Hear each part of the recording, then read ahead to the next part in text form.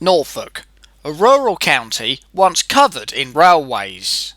The first, the Yarmouth and Norwich, opened in 1842, with the second, the Norfolk and Brandon, opening in 1845. Soon, a network started to develop, resulting in 4 companies: the Norfolk, East Anglian, Eastern Counties and the Eastern Union. In 1862, all these companies were grouped to form the Great Eastern. They saw the potential of Norfolk and started promoting it as a holiday destination. However, in 1893, a new company running cross-country was formed, the Midland and Great Northern. The Great Eastern passed to the L&ER upon grouping, although the M&GN wasn't taken over until 1936. They introduced 3 named trains: the Norfolkman, the Broadsman and the Fenman, whilst the railways proved to be vital in World War II, supplying the numerous camps and airfields. Upon nationalisation, Norfolk became part of BR's Eastern region, and under the modernisation plan of 1955 was the first area to be dieselised, as most of the stock hadn't changed since pre-grouping days. The first closure was the M&GN in 1959, and gradually road competition eroded traffic from the railways. Further closures came under the Beeching Report, and today Norfolk's national network is a shadow of its former self.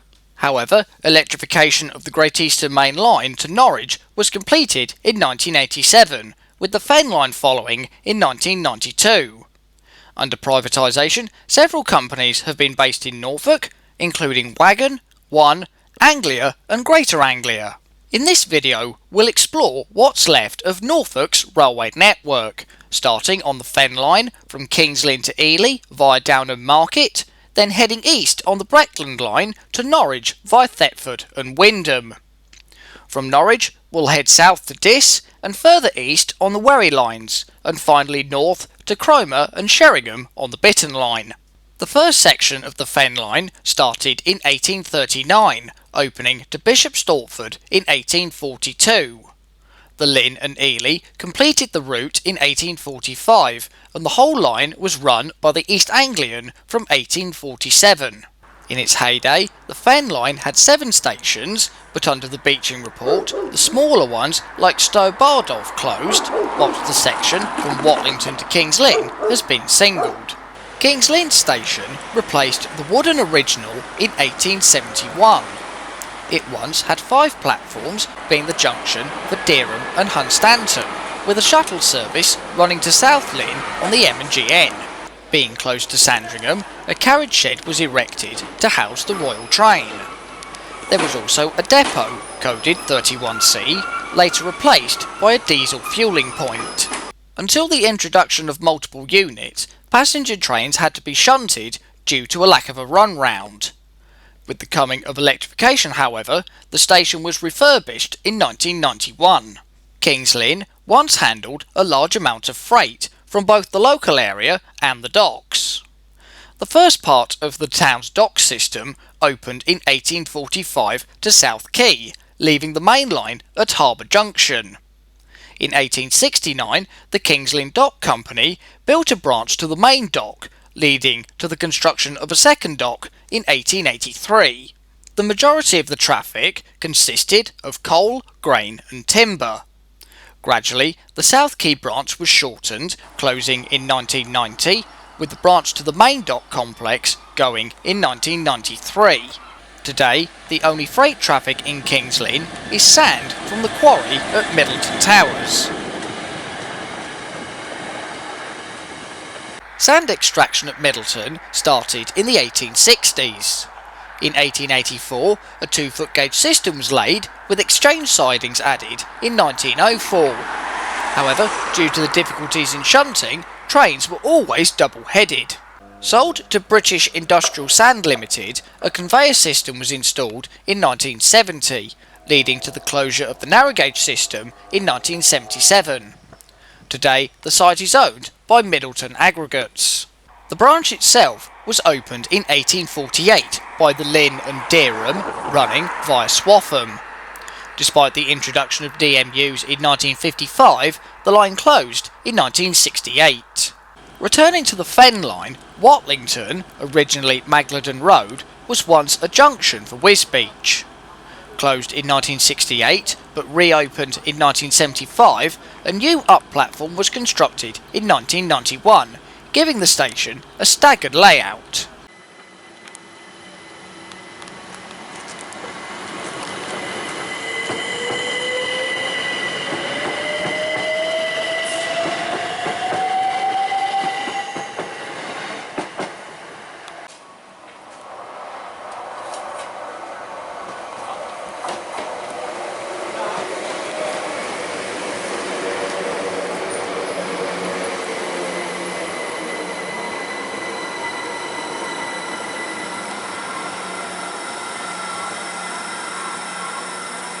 Downham Market, with its cast-stone Dutch-style station building, was also a junction, this time for Stoke Ferry, although the branch itself started at Denver Junction.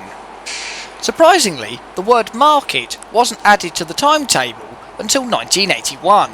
In 1911, the down platform was extended, whilst the crossing gates weren't converted to wheel operation until 1937.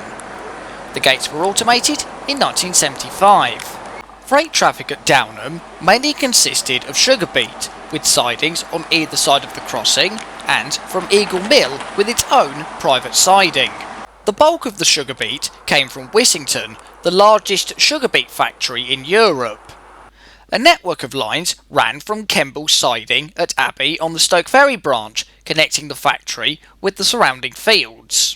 The system was a light railway in all sense, with flat-bottom rails and the beet loaded straight into the wagons from the fields.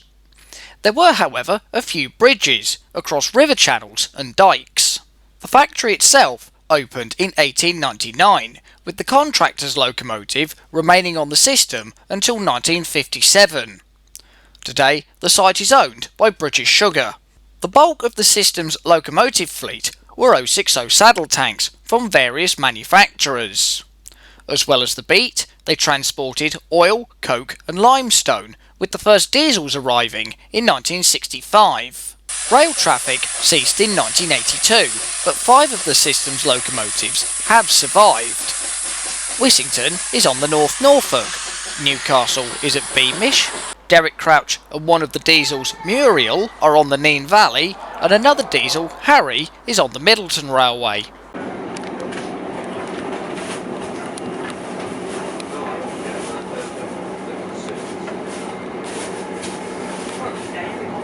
Littleport once had a siding to a small dock on the River Ouse.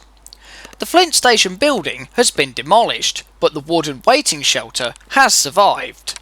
Ely is the gateway to the Fens, with lines to Peterborough via March, London via Cambridge, Ipswich via Bury St Edmunds and Norwich. At the north end is this unusual road bridge and level crossing combination. This has largely been replaced, with traffic diverted onto the Ely bypass, whilst all the signalling is controlled from Cambridge.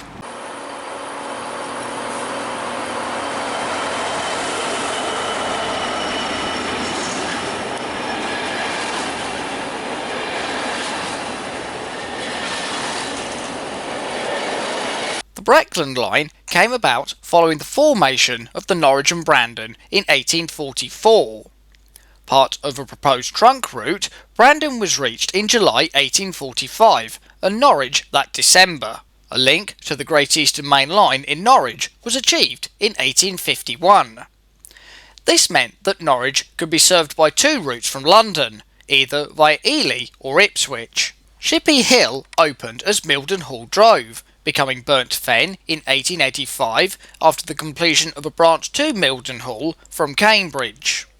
The present name was adopted in 1905. The private sidings here had narrow gauge feeders, the first being laid in 1887 and the last in 1933. Shippey Hill also served a nearby factory from 1912 to 1950, which had its own 040 petrol electric. Being so close to the US Air Force bases at Mildenhall and Lakenheath, BR's Eastern region offered personnel a return London fare for $3. Unstaffed since 1967, the old station building has since been demolished.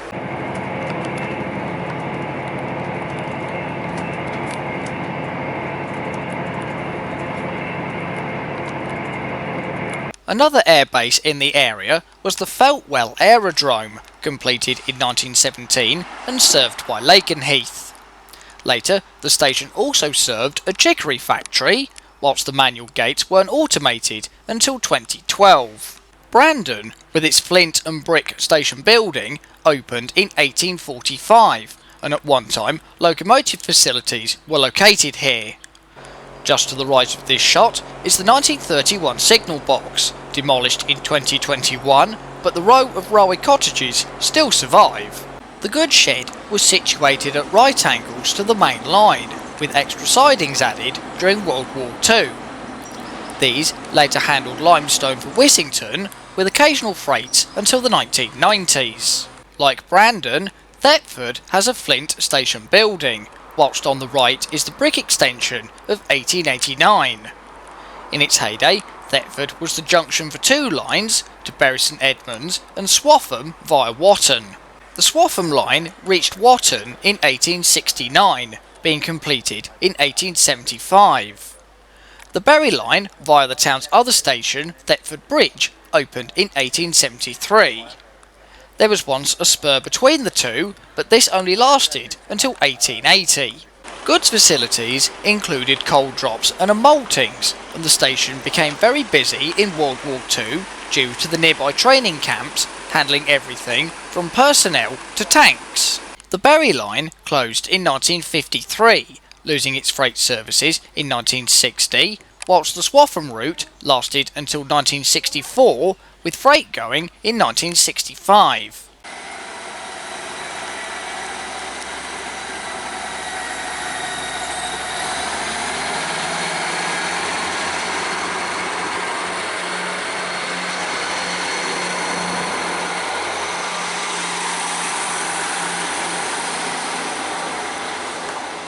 Harling Road once had its down platform divided by the level crossing.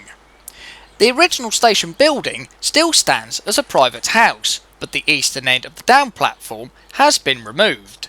In 1890, the station buildings were rearranged, with the booking office moved to the up platform. Eccles Road led a mundane life, but in 1985 a new siding was laid to serve a grain storage plant. Shunted by a tractor, this lasted until the end of Speedlink in 1991, but was used in 2002 during road improvements to the A11. Attleborough also had a private siding, this time serving a cider factory, which also received wartime extensions. The goods shed on the right was used to house Thundersley from 1966 to 68 before she moved to Bressingham. Unlike others on the Breckland line, Spooner Row has staggered platforms. The station master's house only had a single storey, but received an upper floor in 1893, whilst the signal box on the left is now at Wyndham Abbey on the mid-Norfolk.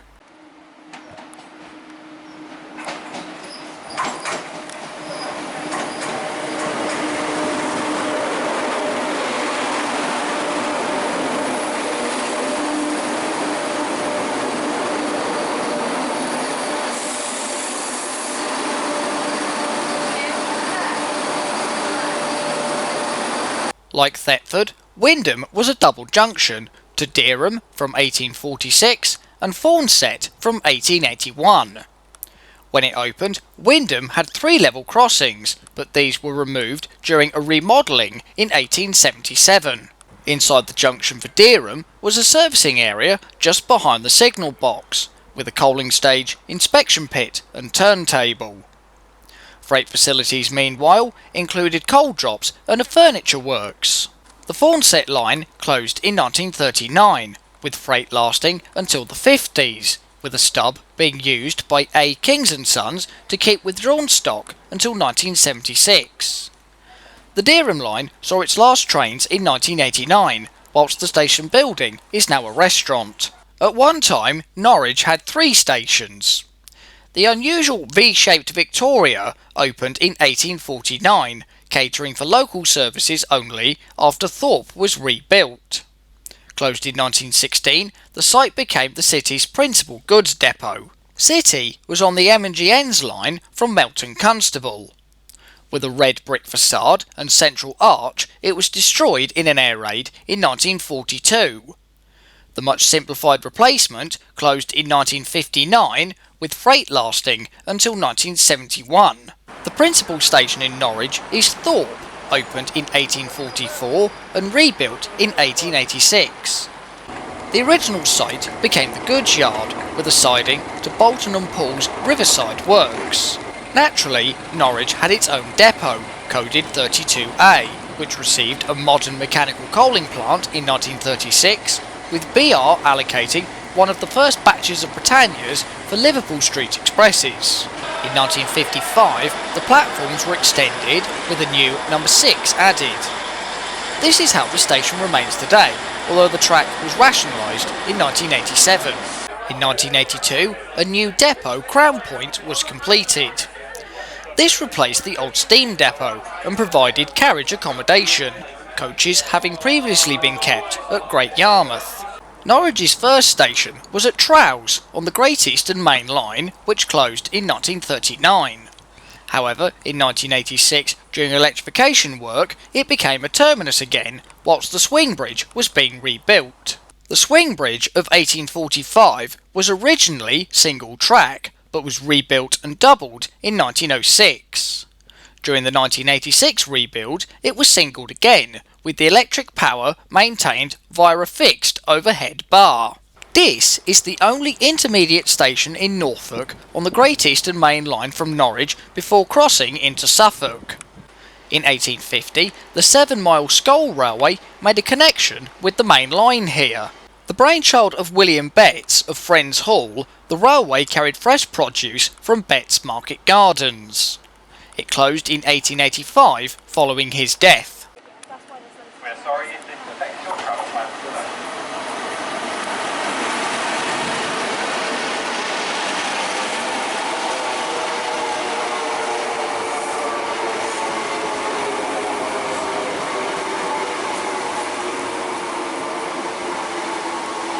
The first section of the Wherry lines opened in 1842 by the Yarmouth and Norwich, being engineered by George and Robert Stephenson.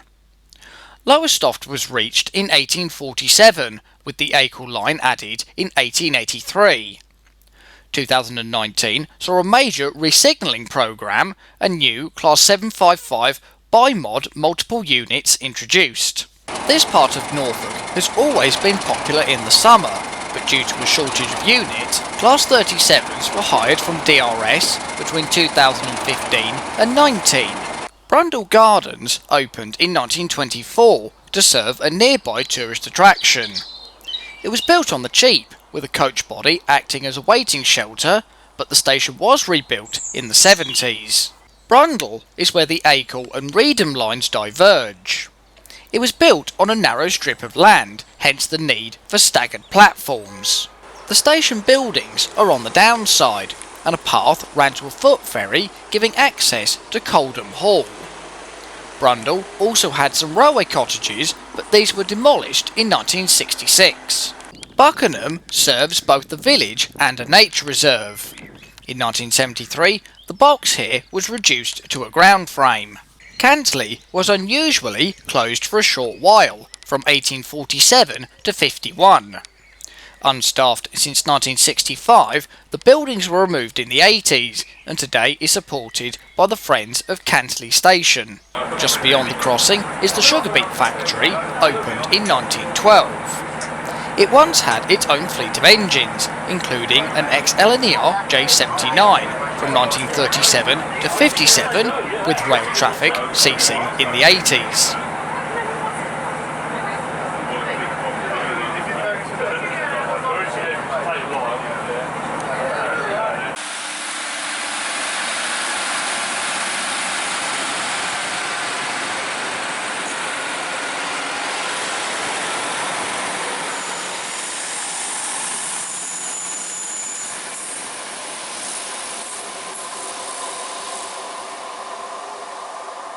Reedham is where the Yarmouth and Lowestoft lines split. Originally it had an island platform, evidenced by the large space between the tracks, with some trains being divided here. The station master's house uniquely has 3 storeys. In 1904, the track layout was simplified when the Lowestoft line was doubled. Burney Arms takes its name from a nearby inn. It is a vital link for the community, being only accessible by rail and the river, and even had a post office at one time.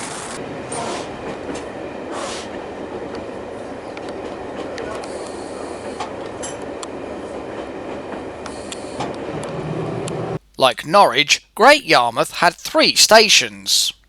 Beach was on the M&GN, being extended in 1903 when the line to Lowestoft opened. It had a large goods yard and depot coded 32F. After closure, the site became a bus terminal and is now a car park. Southtown opened in 1903, serving the Norfolk and Suffolk joint to Lowestoft and Saxmundham via Beccles. Some trains ran from London, but it was always considered rather small and cramped. After the floods of 1953, Southtown was rebuilt into a much more spacious station. The Beccles line closed in 1959, with the track gradually being removed, leaving only a single line by the time of closure in 1970. Formerly named Vauxhall, Yarmouth's only remaining station is on the west bank of the River Bure, and once saw throngs of holidaymakers from the Midlands. In the distance of this shot is the road bridge built on the trackbed of the M&GN. After Beach closed, all its traffic was diverted to Vauxhall, and carriage sidings provided to cope with the extra traffic. Vauxhall also had an extensive goods yard and tramway serving the quay. Coal traffic continued until 1984, with the present buildings dating from 1989. The tramway crossed the river on this bridge. It was authorised in 1847, after the original suspension bridge collapsed in 1845, being completed in 1852. Acle is the only passing point between Great Yarmouth and Brundall. Many of the buildings remain, although the large goods shed has gone. Lingwood was planned to split the long single track section from Acle to Brundall, with a second platform proposed. Sold in 1965, the station building is now a B&B, having previously been a dress shop and surgery. Returning to Reedham, we cross over the swing bridge. This and the one at Somerleyton were rebuilt in 1904, when the line was doubled.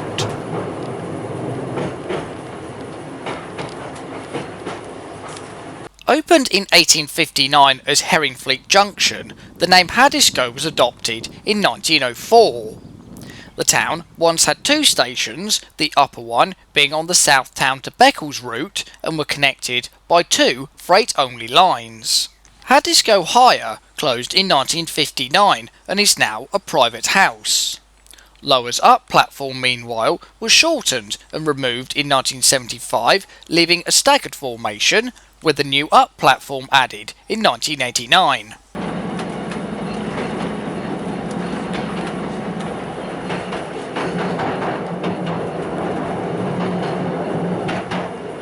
Somerleyton was designed in a grand style to complement Somerleyton Hall. The hall was the home of Samuel Morton Peto, the line's builder, and from 1965 all the signals were worked by the box at Swingbridge.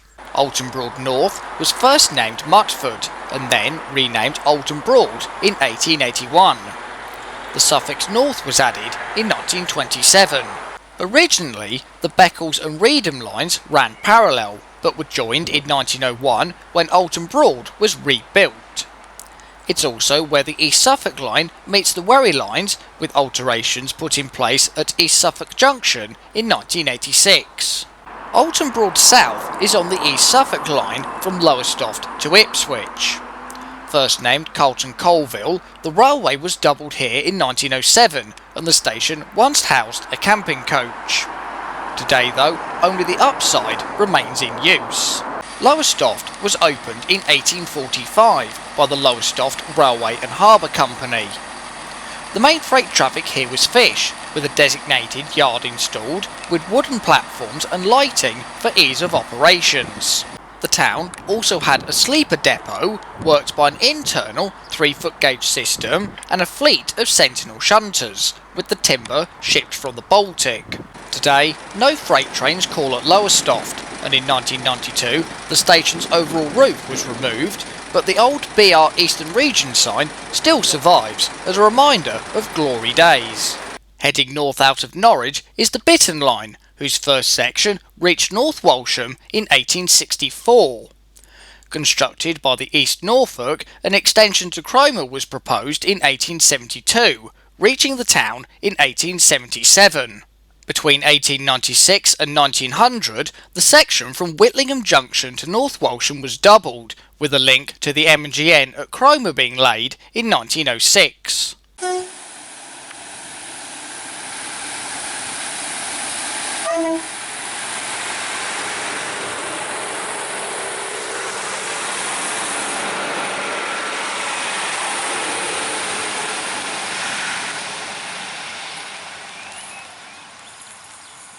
Sal House has been unstaffed since 1967 and once had a single siding. Like so many stations in Norfolk, most of the buildings have been demolished. Wroxham was the junction for County School, which closed to passengers in 1952. Part of the line, as far as Aylsham, is now the Bure Valley, opened in 1990. The station was built on an embankment with wooden buildings, but these were replaced by brick ones in the 30s. Freight lasted until 1991, when Speedlink services ceased. The signal box closed in 2000, when a new signalling system was installed at Trowse. Another box was located in the goods yard, which closed in 1929. Wroxham is also home to the Barton House Railway, opened in 1963 with a 3.5-inch gauge miniature railway. Another, measuring 7.25-inch gauge, was added in 1979, and the railway opens on certain days for charity. Also at Barton House is the former M&GN signal box from Honning East. Dating from 1901, it was relocated here in 1967. In 1967, the Bittern Line was singled to North Walsham. This is evident at Worstead, where the down platform has been removed and the box is now in private hands. North Walsham is the only passing point on the Bittern Line, and like Wroxham, was built on an embankment with access via a subway. In its heyday, the station was served by two named trains, the Broadsman and the Norfolkman from Liverpool Street. Renamed North Walsham Main in 1948, the buildings went in 1998, but freight traffic has survived, starting with a container factory. The factory has now gone, but gas condensate is piped here from Bacton. Running to Harwich, the gas was initially unloaded at Coltishall, before being switched to North Walsham in 1970. The town once had two stations, the other being on the M&GN, where the Munsley and Melton Constable lines met. The Suffolk town was added in 1948 with a connection to the Bittern Line at Antingham Junction. Gunton's unique style comes from Lord Suffield, a supporter of the East Norfolk who lived at Gunton Park. Like Worstead, the up platform remains in use, with the station building now in private hands.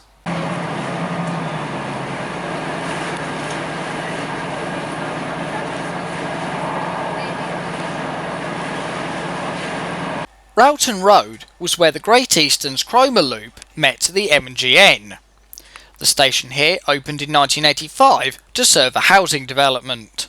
Cromer's first station was Cromer High, opened in 1877.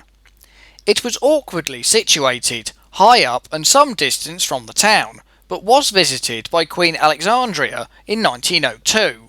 After BR decided to focus all operations at one station, High closed in 1954, but freight lasted until 1960. During its last year, the site was used to store track, removed from the M&GN after its closure the previous year. Cromer Beach, in its Victorian mock Tudor style, is much closer to the town centre. This Eastern and Midland station dates from 1887, but was taken out of use after the introduction of conductor guards, being restored in the 1990s. Following the closure of High, the platform at Beach was lengthened. The supermarket on the left was built on the site of the carriage sidings, engine shed and goods yard, which handled coal until 1969. The signal box dates from 1920 and had 29 levers, expanding to 35 in 1954. Since 1972, the lines to Sheringham and Norwich have been worked separately, with the box still using tokens until 2000. From Cromer, we'll take the only remaining section of the M&GN on the national network, whose biggest engineering feature are the viaducts at West Runton. The one nearest the camera carried the route to North Walsham via Munsley, closed in 1953, whilst the one behind carries the Bitton line. West Runton Station was used to promote tourism in the area, with a hotel nearby. Tickets from Cromer were collected here, and the station has seen little change. Even the old concrete nameboard survives. And we end our journey around Norfolk at Sheringham. The present station was erected in 1967 to avoid a level crossing, but the original survives, now the headquarters of the North Norfolk Railway. The platform was built from timber, as at the time the Bitton line was down for closure. However, a new, longer platform was erected in 2019. So that was an exploration of Norfolk's national network. Hope you've all enjoyed the video, and don't forget to like, subscribe, leave a comment, and feel free to follow me on Instagram. Link down below in the description. Bye for now.